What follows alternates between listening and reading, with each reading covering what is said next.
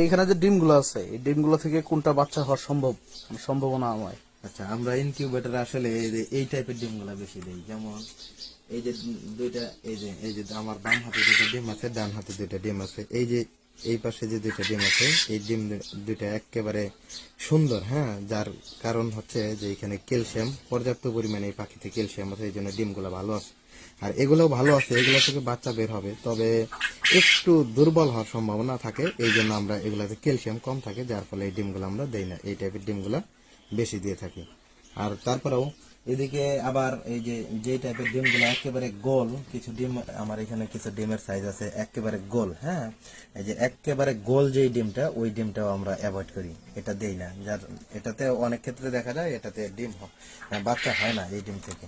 এইভাবেই আমরা আসলে ইনকিউবেটর দিয়ে থাকি। আর তার মধ্যে একেবারে ছোট সাইজের যে ডিমগুলো আছে, যে এটা যেমন একেবারে ছোট সাইজের ডিম, এই ডিমটাও আমরা দেই না, কারণ একেবারে ছোট সাইজের ডিম দিলে এটার পাখির বাচ্চার গ্রোথ কম হয়।